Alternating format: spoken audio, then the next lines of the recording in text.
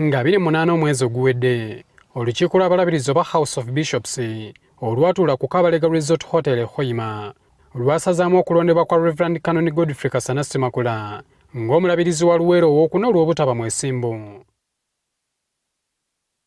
Omuwandiisi w'ekitebe ky'ekkanisa ya Uganda Rev Canon William yategeeza nga bwe baali bagenda okudda mu enteekateeka z'okulonda nga basooka n'okusunsula amannya olukiiko lw'abalabirizi lutuule nga lumu omwezi ogw'omunaana okulonda omulabirizi omulala era atuuzibwe nga 6 omwezi gwe gumu.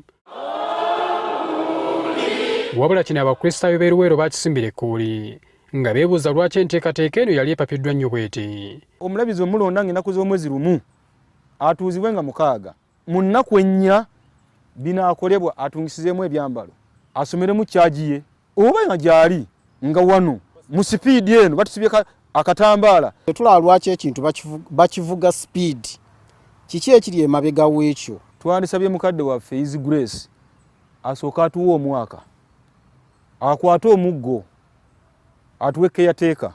Oyinza okugamba nti Ssaabalabirizi w'Ekkanisa ya Uganda Dr.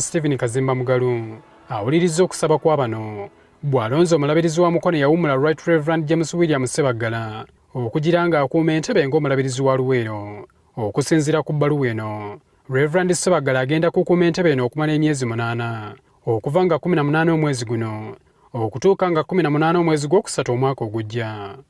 Abakristaayo b'e Luweero baliko ebiboogedde ku nsonga eno. Kirungi ndowooza kijja kubanga kitukkakkanyako abamu ku mitima era tusuubira nti bajja kwongera okusima ensonga ezigezezzaako okutwawula mu Kanisa kubanga ekyamazima kiri nti obulabizi bw'e Luweero bwekutuddemu. Era tulowooza nti Katonda agenda mukozesa omulimu omulungi naye okusingira ddala ffe tubadde tugamba twandibadde n'omulabirizi waffe ajjudde kuba akakiiko kaamala omulonda era ffe tugamba nti yasaanye okubeerawo. Ekyateeka gwe batuwadde tumusanyukidde nnyo naye ate Canon Kasana ye asigaddewa.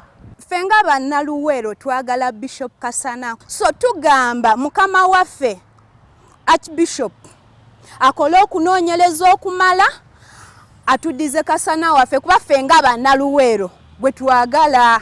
Abadde omulabirizi wa Luweero Rev Canon Kironde Nsoboga yawummudde oluvannyuma lw'okwezi emyaka 65 egisalira era ku Sande wedde luyazizzaayo omuggo gw'obusumbe wa Ssaabalabirizi w'Ekkanisa ya Uganda.